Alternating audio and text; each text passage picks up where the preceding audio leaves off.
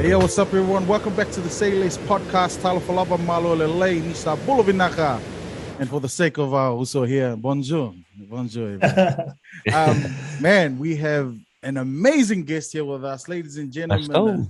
A legend in the game. I can't say much because, man, it's an honor to have you. Also, ladies and gentlemen, Jerome Kaino. Yee-hee. Let's go. Welcome, also. Pleasure, boys. Thanks for having me, man. Man. Yeah. Pleasure. Hey, we planned this since last year, man. And we're here. We're here. Finally here. This is how important this one is, eh? But thank you again. We got there. We got there. We're here. We stayed in it. But thank you so for jumping on. Man, how's it been, bro? No, it's been good. Obviously, it was a massive year last year, rugby-wise. Mm-hmm. Had a real successful year with Toulouse, but also transitioning from playing professional rugby for so long, and then transitioning into life after rugby. Yeah. So now I'm coaching with Toulouse. I'm helping out they call it here the Espoirs, but it's what we call the academy team. Oh. So which is good. It's good experience, and I'm enjoying it, man. Man, you still look like you can go another 10 or so. Yeah, man. I may look it, but I don't feel it. You should ask the boys. Yeah. You had Peter on before. He sees me every day. He sees me limping around. And, you koro now in the yeah. I've been koro for a very long time, bro. How's the life been in France? You know, you missing home? You missing New Zealand? Yeah, certain aspects I miss home. Obviously miss mum and dad and the extended family. But it's a good experience here. I've got my kids and my wife here, so it makes me like wherever they are, that's home for me. So, no, life in France is awesome. Having a lot of foreigners around. Obviously, Peter and Kayla and Charlie from Wina and Rochelle. Joe Takori and his wife, Helen. Yeah. So there's a lot of foreigners around, which kind of makes it home away from home. And we have our little community where we have umus every now and then. Yeah. That's cool. Which is good. Yeah. I heard Peter was trying to teach us some French sentences and words. Are you fluent now? No, I'm not fluent. Like the bad thing about our team is that all the French boys want to learn English. Really? So they all, but majority are pretty good at speaking English. So they just speak English to us to make it easier on us. Yeah. But in the long run, it doesn't really help us because we're in a French-speaking country. We need to really push our French, but also. I think, as we all know, whatever country you go to, it's out of respect. You've got to try and give that culture a go. And so I think all the boys are making an effort to try and speak French. And I think majority of us have a certain level of understanding it and speaking it. But when you say fluent, I'm a long way away from fluent, bro.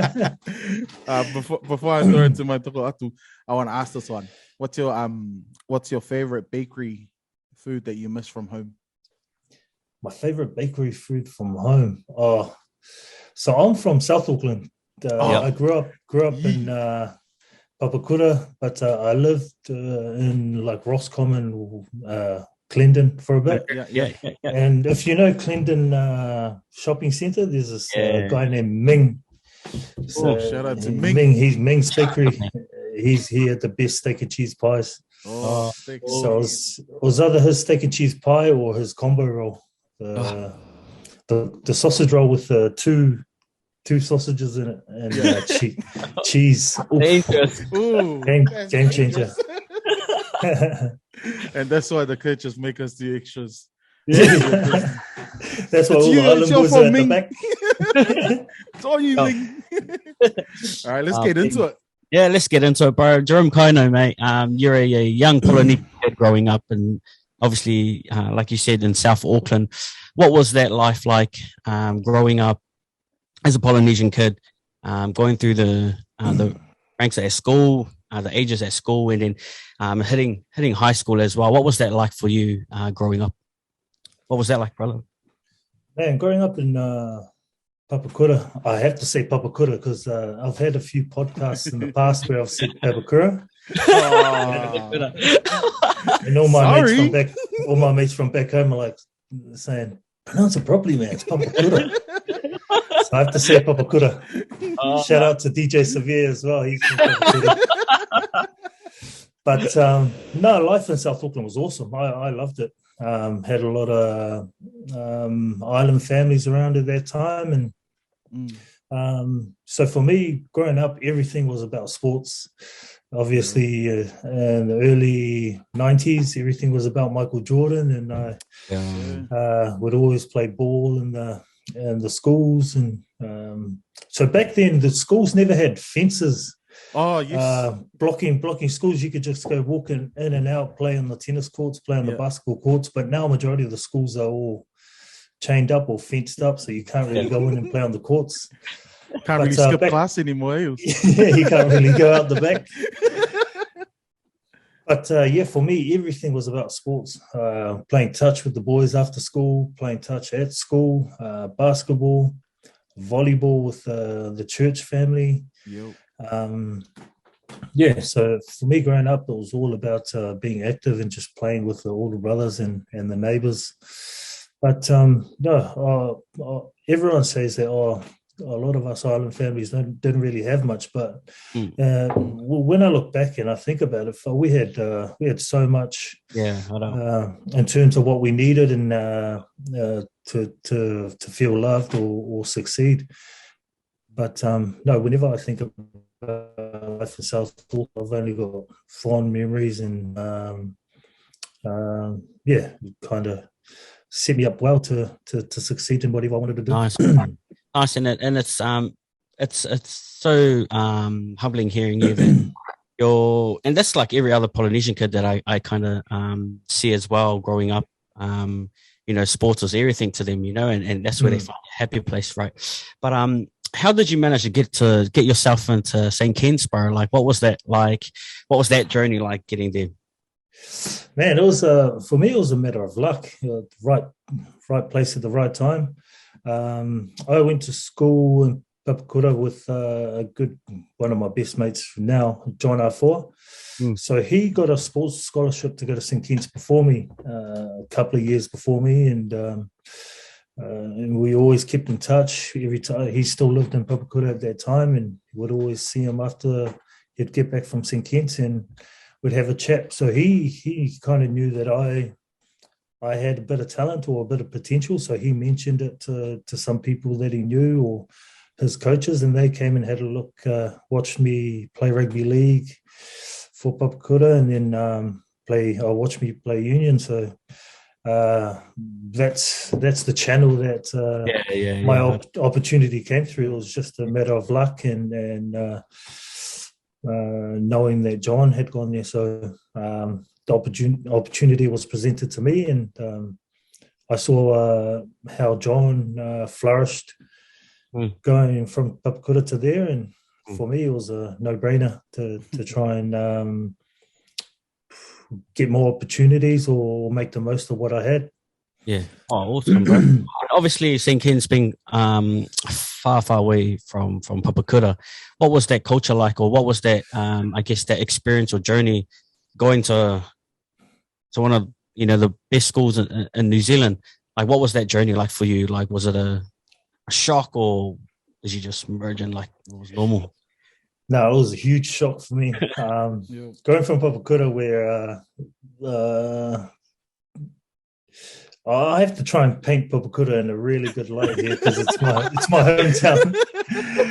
But it's not really the town. It was more me and my mates. It was our attitude towards school and what happened. We just used to go to school for sports.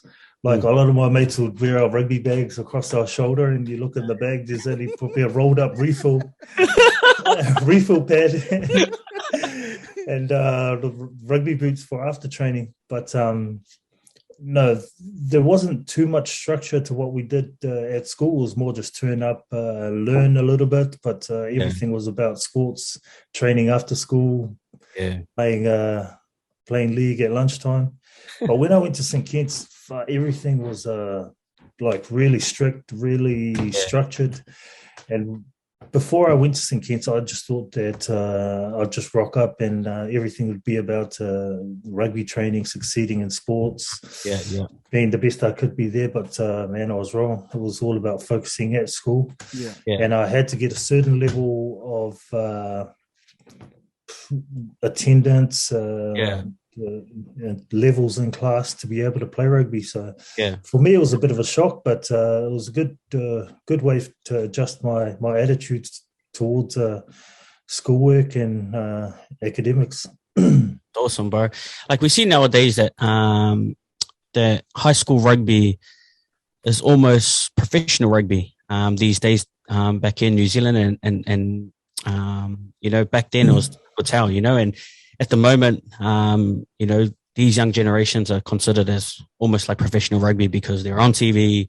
They got to train. Was that the same vibe or the same, I guess, journey for you guys back then? I know St. Kitts, my 5-year cousin, mate, couldn't beat them once, but like hearing their experiences of like gym in the morning, gym in the afternoon, gotta be, you know, it was almost like professional for them, but for us Calstonians or other schools that were in 1A, like we're still trying to come up. Was that the same vibe for you guys set from way back? Like it was so serious in regards to training and whatnot?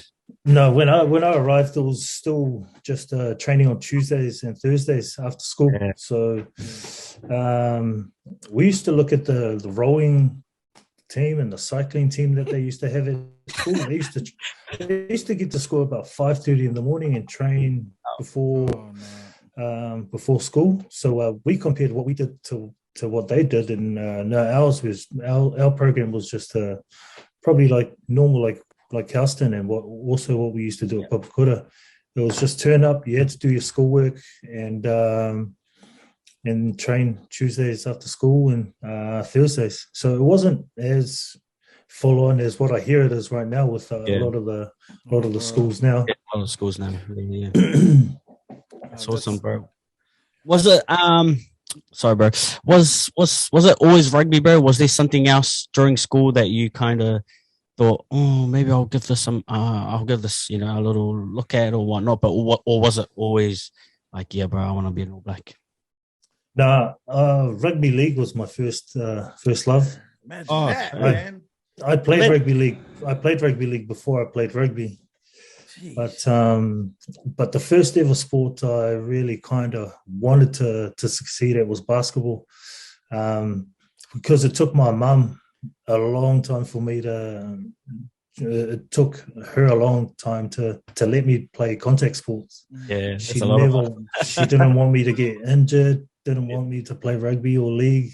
So she told me to either play volleyball or basketball. So it was basketball at that time. A lot of my friends played basketball. So I tried to give it a go, but no, I wasn't as clutch as I should have been for my height. I was the tallest guy in the team, but man, and no game at all. Yeah. But I enjoyed playing street ball with the boys after school. But in terms of competitive basketball, it wasn't as good. So it took a couple of years of convincing, and then my mum allowed me to play rugby league. So I played rugby league for a few years. Yeah, imagine that, boy. Like, Jerome Kaino running out for the Warriors. That's a cool fact though. Like we never knew that. Was there any like ballers in the All Black squad? Like did you guys used to go like 1-on-1s, 5? There weren't many good. Just play for coffee, eh? Yeah. There weren't many good ballers in the All Blacks. They're probably TJ Perenara. He was pretty good. See, that's the name, man. Julian Savier was all right. Yeah. Kevin Mealamu was good at basketball. Hey, Kevy had some. He had some handles. Man. There's number twos, bro. Number twos for no reason, man. On some of our days off, I think Kevin Mealamu and Sam Whitelock would go play basketball every now and then. Yeah. So I'd see how clutch those boys were, and I'd just sit on the sideline, sit on the side and just watch. You're just like, I'll play the winner. try and throw the old half court shot. So if you miss, it's all good because it's from half court. That's awesome, bro. Were you born in South or were you? I was born in American Samoa. American Samoa, in Tutuila. Yeah. So majority of my family were born. My older brother and older sister were born in Samoa. Yeah. And mum and dad were living in Samoa at that time. But dad got a job in American Samoa for a few years, and then so the family moved over there, and then I was born. So man, that's amazing because even we see our young players that, because I don't know about St. Kitts, but I know we get a lot of our players from Fiji. Kelston. Oh yeah. We get our players from Fiji, but even seeing that, like it's real encouraging for our young players that are coming from the Pacific Islands, seeing people like you go from, being born in American Samoa into Tutuila and just coming into New Zealand and then just creating your own journey. So I know it's real encouraging for all our young Pacific Island players that are coming from the island. So hey, if JK can do it, you can do it. Yeah, that's it. What's it called? So after high school, you went straight into professional rugby? No, after high school, I went into it was like a coaching course, pro sport at Auckland Rugby. Yeah. But I went into the Auckland Academy, so it kind of worked hand in hand for me to be close to training. I was living all the way in Papakura, catching the train from wherever I was to academy training probably wouldn't happen. So it was good for me to be able to be based at Eden Park and then just go straight to academy training from there. It was good. I really enjoyed it, seeing the background work that goes into coaching kids at schools, running holiday programs, but also seeing what the Auckland Rugby and the Blues Rugby staff do on game days to set up match days for the pro team. It was awesome. Oh man, that's awesome. Man. In your experience, because you've seen the development of the game. You started in the early 2000s or the mid 2000s, 2004, 2003. You went on to played in the 2010s, that era. And then you had a crack at the 2020s, with Toulouse. So you've seen the development of the game from the 2000s all the way to where you are now. How's that been for you? Like the speed has changed, even down to the kit, the uniform, the rugby boots. You have rugby boots for training. You have rugby boots for games and stuff like that. Even the strapping is now more, you've seen the development of the game as you watch the game grow. How's that experience been for you? Man, it's been incredible. I spoke to one of my mates not long ago, just talking about what I've experienced throughout my career. And man, I've been so lucky to be able to play with so many great players and experience some awesome things. But when you said the development of the game, like evolution of the game, is it's just been crazy. Like when I first started, there were big contacts and big boys, big tackles. But where the game is now, there's still big contacts, but there's just more of them in the game, which means the guys are just getting bigger and fitter and faster. And I think the biggest difference from when I started to what the game is now is that the players are making international rugby at a younger age. Yeah. When I first started, if you broke into the Blues at the age of 19, you're a superstar. Yeah, 100%. But now you're seeing 19-year-olds debut on the international stage, and there is 19, 20-year-olds scattered all over Super Rugby now, so it's just the norm. Yeah. So for me, just the players are just becoming freaks earlier, and which is a good thing. But it gives a lot of responsibility to the people in charge of the game to make sure that these players are looked after as well, so they can last the length of their careers. That's awesome. And saying that, I'm going to go back to our post that we posted on Instagram with the questions. So one of the we had some good questions actually, and one of the questions was, who was your toughest opponent to come against in your career? Man, I've had I've had this question before, and there's honestly, I could name 10 tough opponents, but you want to get top 5? You want to get top 5? I'll go top 10 or top 5? I'll go top 3. Top 3. Okay. Top 3. I'll go top 3. So, international player, I'd have to say Skulkberger from South Africa. He was relentless, physical, fast.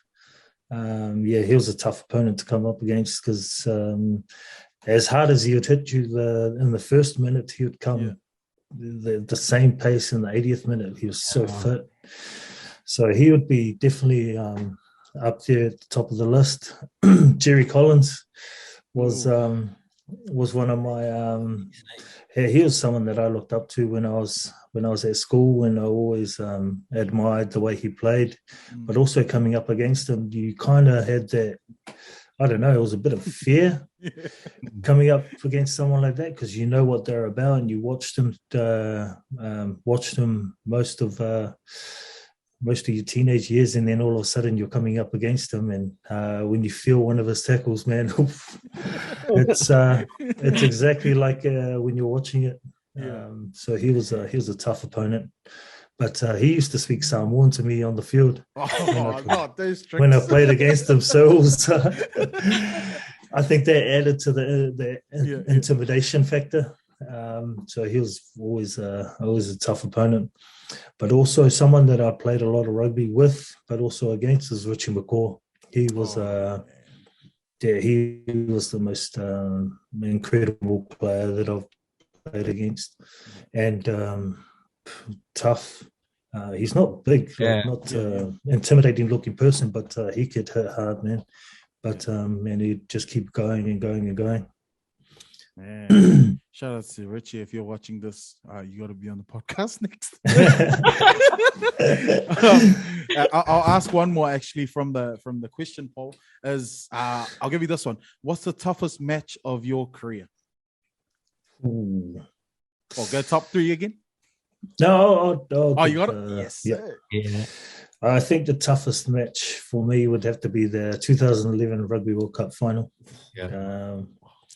Like mentally, that was the most draining game, but physically as well, because how close it was and how well the French team played. It was After that game, I wanted to celebrate, but I think it was more just a relief that the game was over, but also the relief that we had won and I didn't have to move to another country.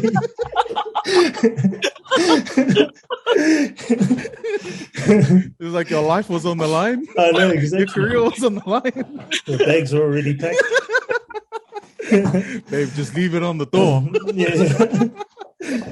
I'll meet you at the airport.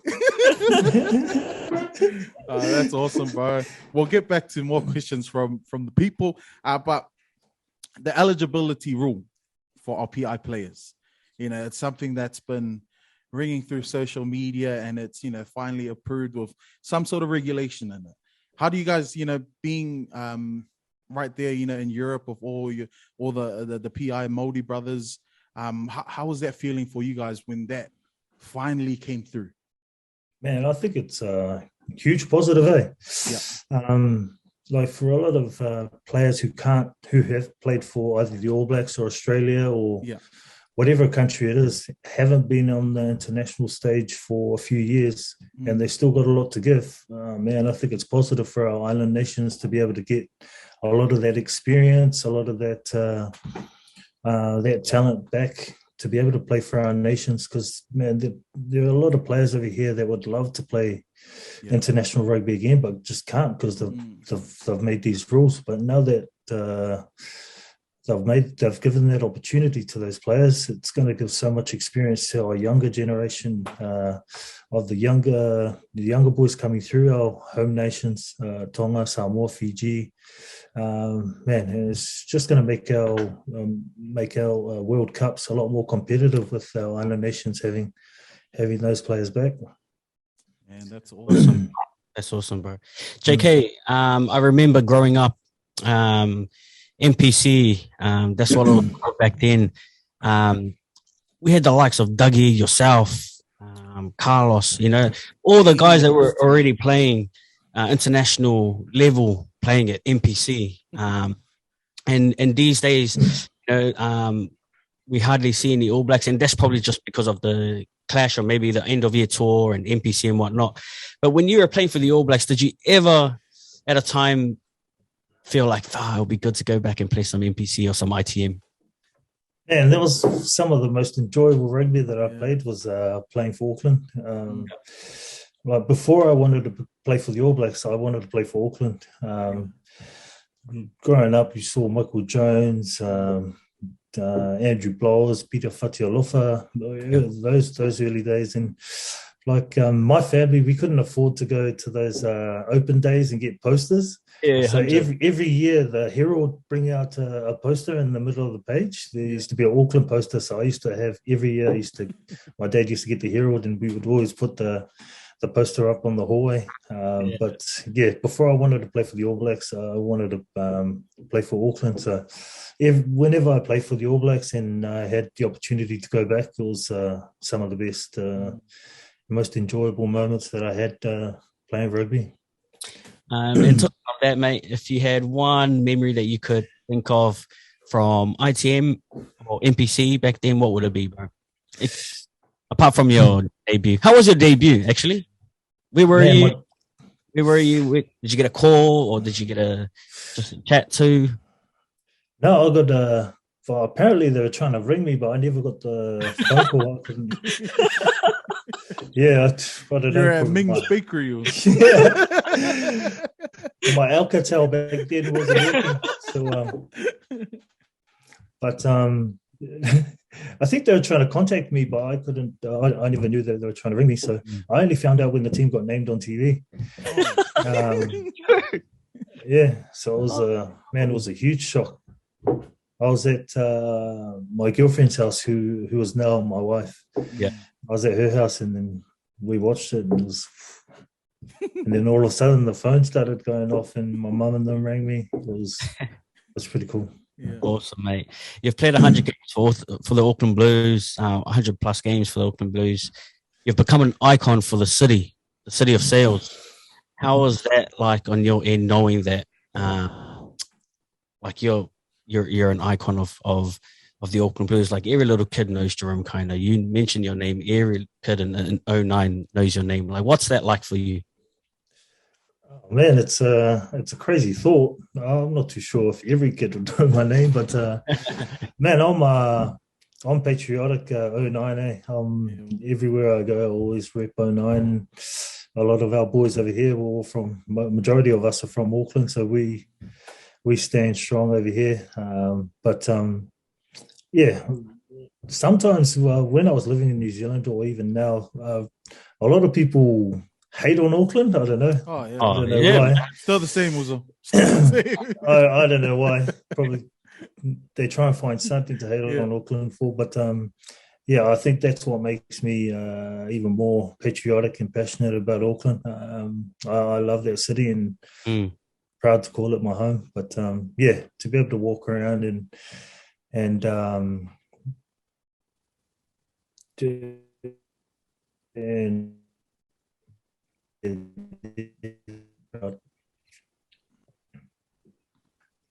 Can you hear us also? Yep. Can you hear me? Yeah, we can. Me, bro. Sorry,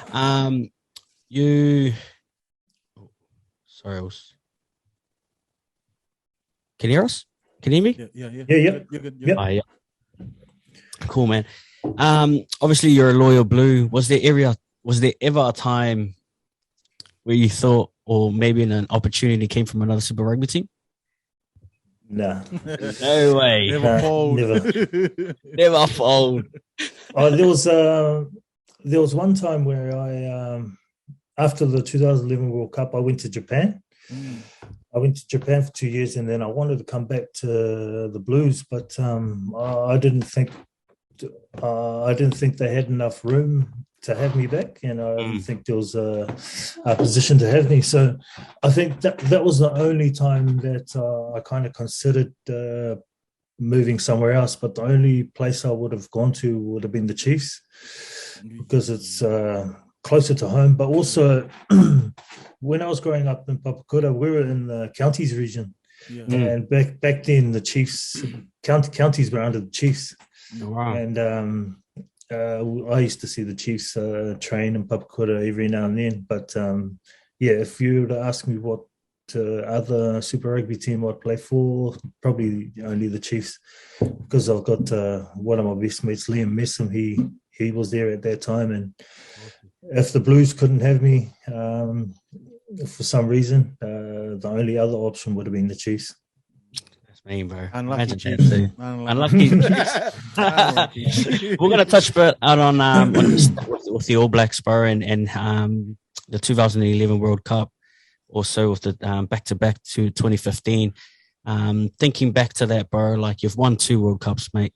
How was that feeling winning the first one? Obviously, you've touched back on that, but the second one, if you can share with us and the viewers, how was that that feeling? Obviously, it was a feeling of relief, but like, what was that feeling like back-to-back and being the first team to do it? Yeah, there were 2 different feelings after the games. Like I said before, after 2011, it was more a sense of relief that we had won it. Yeah. Honestly, leading into that World Cup, there was so much pressure. We could feel it because we were home, and because the past few World Cups hadn't gone the way we had wanted. The All Blacks had wanted it, so. Yeah, we could feel that tension, that kind of pressure on the team. But, I think that's what added to the feeling that we had after the final was a sense of relief that we actually did it, but also we didn't let the country down. And then fast forward to 2015, winning after that final, I think that was a totally different feeling. That felt like a real proud moment for the group. Because majority of us had backed up from 2011, and a lot of us set a goal to try and hopefully do the double. But a lot of people had said that we couldn't do it outside of New Zealand, and we can't win it in the Northern Hemisphere. So we just wanted to go out there and prove people wrong and try and create something for ourselves. And I think for me, the word that pops up after winning that was feeling proud. Proud pops into my mind. It was an awesome feeling. Man, we were so like proud. I remember in that 2011 final, I was on Queen Street. You're a junkie. Nah. I was looking after my mates.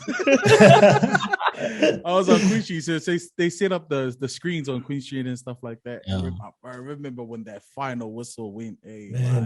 Man, like it was everyone celebrating. It was cool until we saw the bottles flying up. I was like, but like it was just like an amazing feeling. Like it was, we were such a proud nation, of what you guys had achieved. And again, like we could never understand the pressure that you players felt, like especially when BC went down, when Daniel Kaino went down and got injured. Everyone was like, "Oh my gosh!" And then the Beaver stepped up. Shout out to the Beaver. Yeah, that was awesome. But it's, one of the biggest was in that semi-final, the semi-final against Australia. Paul.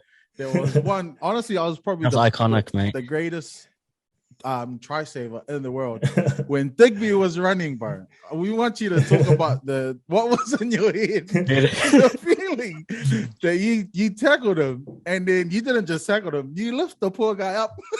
So it's not there, you can come lie down over here. How was that? Like, what was going through your head that time? Because honestly, it's one of the greatest tackles ever, man. Man, I don't know what was happening. I just saw him break, but it all happened so quickly, and I never planned for it to happen that way. It just happened it was just instinct. So, it's not anything that we train or anything that I think of doing. It just seemed to just happen that way. And, I don't think I could ever replicate that. It was just crazy, crazy moment. That's awesome. That was a highlight. That's become iconic as well. Your stint with the World Cup, Spur, and obviously your journey as well. Has there been a time where you felt your lowest? Oh yeah, yep. And if you did, how did you overcome that, bro? I had 2 shoulder operations, and I think like the first one, I knew I was still young, and I knew that getting time off would do me the world of good. But then the second shoulder operation, I think that really hit me. Because I was playing really well leading up to the shoulder injury, and then had to sit out for 7 months with the shoulder operation. Yeah, at that time it was just a real low time in my career, just having to think about what I'd do if I didn't recover from it, because throughout my whole career I always had shoulder problems and always struggled with it. But I was just lucky that I was surrounded by some good people. Obviously family, they were the rock of my circle, but had some really, really close friends in the rugby circles, and some really good coaches really just kept in contact and always motivated me to try and get over whatever I was going through, but also just putting things into perspective, that I just only had a shoulder operation. I was still able to walk and still able to run around and see the boys. Where if you put it into context, there are other people out there that couldn't, they don't decide what the outcome is. So for me, it just made me just make the most of every opportunity I had, and not really sulk about a 6-month break from rugby. Yeah, that's awesome. Like we see it now, with players opening up about mental health and their side of mental health, which is really important, because a lot of the fans, a lot of the audience don't see that part. They only see the part where you guys come run out on the rugby pitch, or they see you guys taking selfies or photos with the fans and stuff like that. But what they don't see is home life, and going back home, going back to the families, the conversations between you and your mentors. That's what we don't see. But for you, how is it important for anyone, actually, not just athletes, not just players, but anyone in this world that's going through things in their life?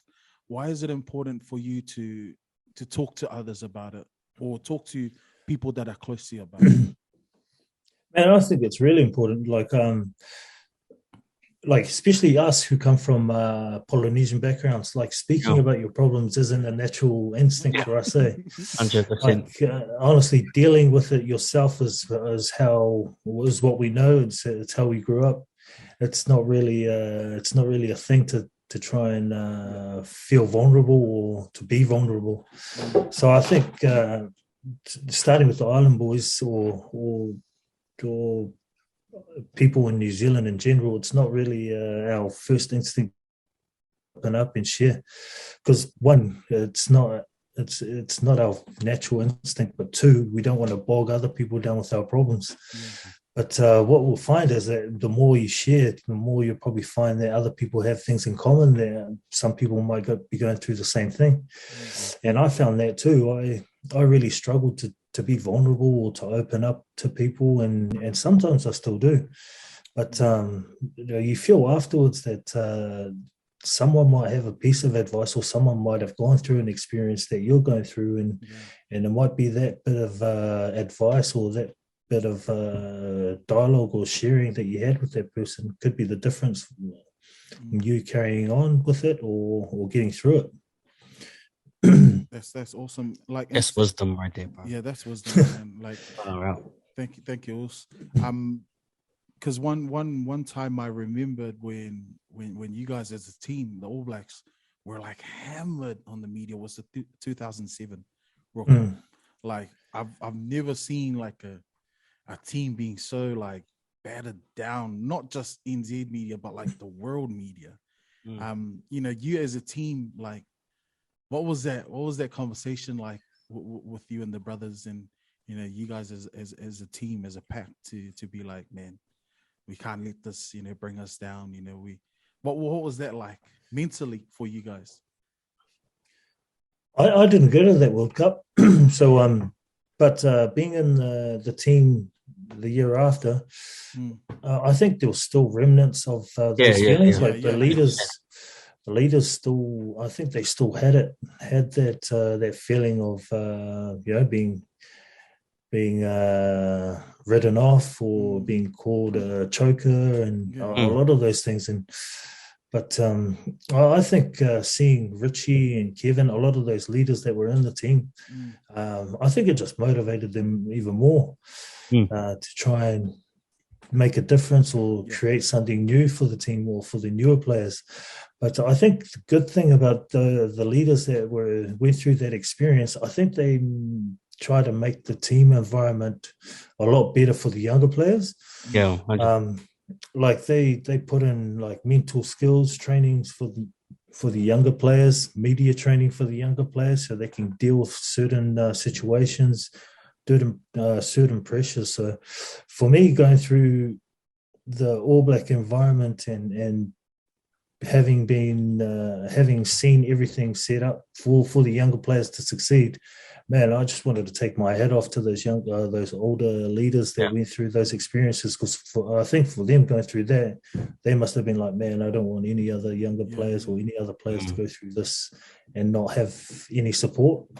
Man, I could only imagine what it would have been like being in that team, because I know sometimes, man, playing for the Blues or playing for the All Blacks, when we lose, man, you don't even want to walk out of the house the next day. But the good thing was when you play Super Rugby or that, you got a game the next week to fix it. But for them, that World Cup, you can't go and fix that World Cup next week or the next year. You got to wait 4 years for it. So, I just take my hat off to those boys for the amount of growth that they gave to the environment after that. But hey, you guys fixed that. You guys went back to back. So that was more than that. And that 08 year as well, you guys did really well there. I remember that. Oh, that was an awesome year. Yes, sir. You played alongside. You said you played alongside some amazing players in your career, and but one of the the biggest relationship you had was with Rest in Love, Sione Lauaki. Wax. And even one of our questions was, what was your friendship like with Sione Lauaki, and even your role in the Docs Brothers in the early days, things like that. But talk us through that relationship that you had with the Toho before his passing. Man, he Wax was like an older brother to a lot of us boys. He'd always look after us. But before I actually met him, I used to look up to him. I used to, when I first started playing competitive first 15 for St. Kitts, Kelston had the killer team, man. They had Sione Lauaki, Mosi Tuiali'i, Sam Tutupou. Man, their whole team were all-stars. And I'd watched the year before. I watched St. Kitts play Kelston, and man, St. Kitts got a hiding. So I'd watched a lot of those boys before I even met them. And when I did get the chance to get close to them, I was like one of those tag-along mates that used to always want to. But Wax had something about him that all the boys always wanted to be in his company, always wanted to be around him. So he just embraced it, and he always used to treat us boys like younger brothers. He always looked after us.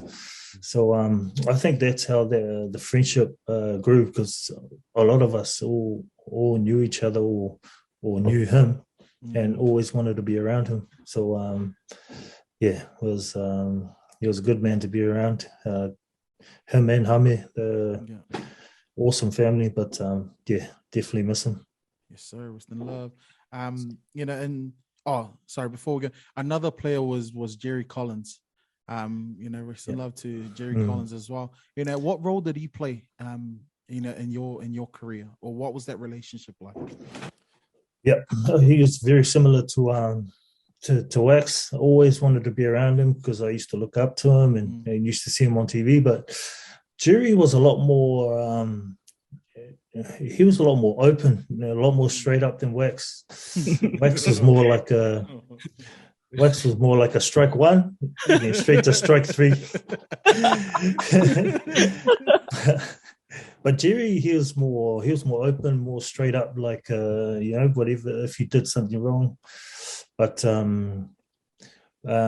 he'd always he'd watch me play, and he'd always tell me what I needed to work on. So he was kind of like that kind of brother. But yeah, they were both really similar. But always loved being around them. Always had all the boys around them because such good characters. But yeah, like Wax, man, definitely missed them. So, in your time, there were a handful of PI Māori players, in the team, not only in the All Blacks but in the rugby scene. Nowadays, you see like so many, which is awesome to see. So many PI Māori players, running around in the pitch. Like you see in international teams too. There's bound to be a PI player or a Māori player somewhere in the international scene. How's that for you? Like seeing that, because you were one of the early days, where the PI players are like slowly coming together now. But for you seeing it now, how's that? Man, it's incredible, man. If you look at it, man, we just like Tonga, Samoa, Fiji, such small islands, but have such an influence on not just rugby, but world sports like NFL and everywhere. So for me to see a lot of the island boys succeeding in whatever sport it is, man, it makes me feel proud to know that we all come from such small islands, small nations, but they're able to make huge waves. But seeing this new crop players come through rugby, like super stage, it's unreal, man. Which just makes me think that our people, we only need a small opportunity to be able to make the most of our potential, and the more we can give kids those little sparks of opportunity or little sparks of confidence, man, be able to do wonders with it. That's awesome. Just a few more questions before we get into a quick fire. JK, advice for young high school athletes, bro. Advice for young high school athletes? I'll say high school professional athletes.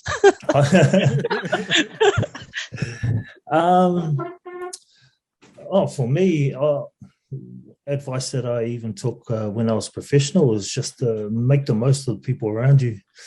Take as much information, take as much knowledge from whoever it is that's around you, because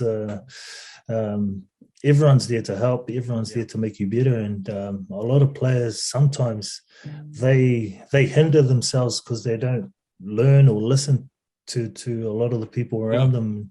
And even some players now, with a lot of the high school games being televised, some of them can create for themselves a little ego where they think they can make it themselves. But honestly, a lot of people that surround you are there to help you, to make you better. And even sometimes, like, my dad didn't play rugby, but he used to always give me the match review. He used to always give me the review after the rugby breakdown, eh? I think you should. Sometimes I roll my eyes, but when I look back, man, a lot of the stuff he said was actually quite true. That it may not have seemed it at the time, but man, now I always think about those roundup reviews. I reckon for young up and coming players, it's just to soak in as much information from as much people as possible to make the most of the opportunity. Nice. Thanks for that.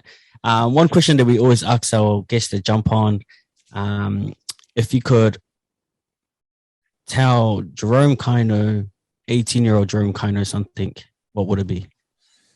If I could tell 18-year-old Jerome Kaino something, jeez. Don't forget your books in your bag. Don't go to Ming. That's it. Stop rolling up your refills. I reckon it would definitely be something around academics, to try and pursue a lot more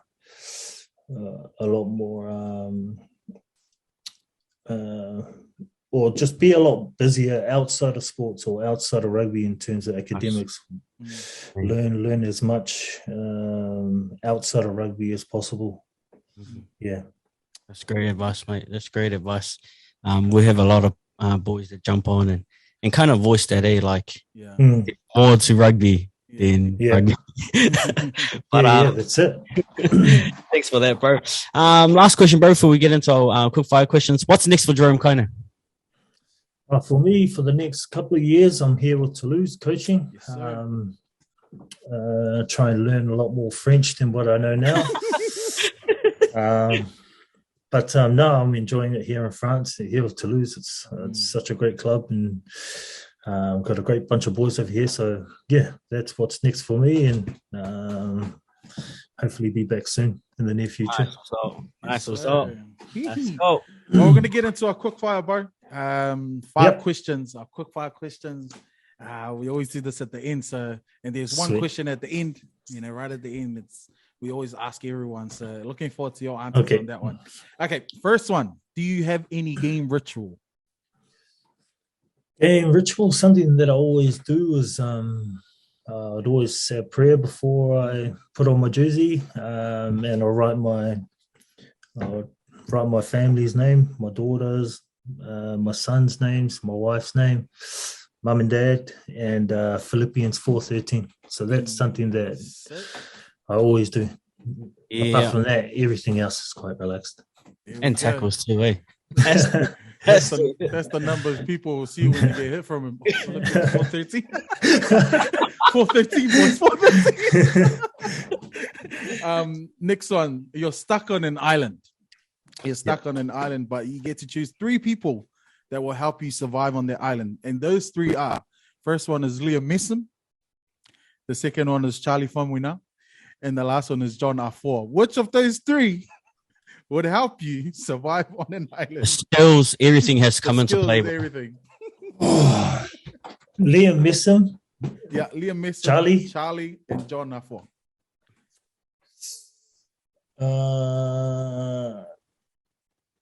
Nah, not Liam.